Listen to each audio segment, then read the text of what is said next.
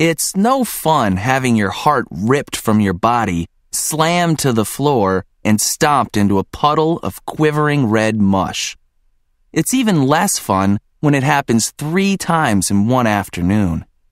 First, Shauna Lanchester pranced up to me at lunch and said, "Did you know I'm having a Halloween party next Friday, Nathan?" She clutched her hands together like she was in danger of exploding from excitement. I nodded, but I kept my mouth shut. I really didn't want to risk spraying Shauna with ketchup-coated hamburger particles. Girls are really weird about food once it's been chewed even a little bit. Especially girls who dress like they're about to pose for a magazine cover. I knew about the party. The whole planet knew. Or, at least, the whole 5th grade. Shauna had a big Halloween party every year. I'd never been invited. Nobody at our table had ever been invited. I'd bet nobody at our table had ever talked with Shauna either, even though we'd been in school together since kindergarten. I was making all sorts of history. Shauna bounced on her heels. Her light brown hair danced off her tan shoulders. Guess what? That's how what sounds if you keep your lips pressed together when you talk. I tore my dull brown eyes away from Shauna's dazzling green ones just long enough to prove to myself what I'd suspected. Everyone was watching me.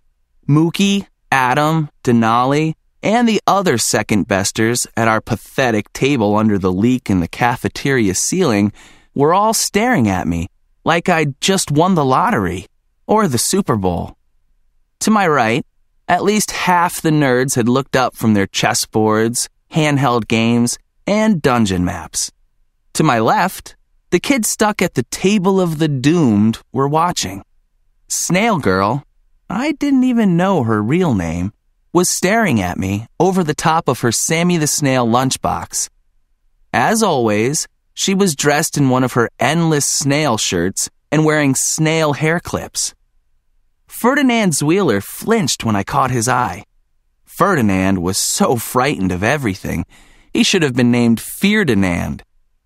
Even Weird Abigail, who came here last year from outer space and still seems to live in deep space, had turned her head halfway in my direction. The jocks, the skaters, and everyone else at all the large rectangular tables in the cafeteria were watching. I struggled to keep from grinning in triumph. Finally, the girl I'd had a crush on since 3rd grade had noticed me. I wondered whether it was my new spiky haircut, or the fact that I'd grown 2 inches over the summer. I snuck another glance at Mookie, the only person on the planet who knew how I felt. He flashed me a thumbs up. Shauna smiled. My heart melted. Her teeth glistened. Her eyes sparkled. Her lips moved. "You're not invited." Rip. Slam. Stomp. My heart splatted to the floor. It lay there, leaking across the tiles like a dropped scoop of raspberry sherbet. Shauna spun away, grinding the remains of my heart under her heels. I tried to ignore the giggles that burst from Cindy, Talissa, Becca, Lexi, and the other girls at her table, but I had a hard time swallowing. I risked a quick glance around the cafeteria. The nerds had already gone back to slaying orcs and capturing castles. The jocks had gone back to punching one another. The doomed were still staring.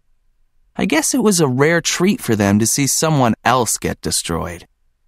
"Wow, that's totally cruel."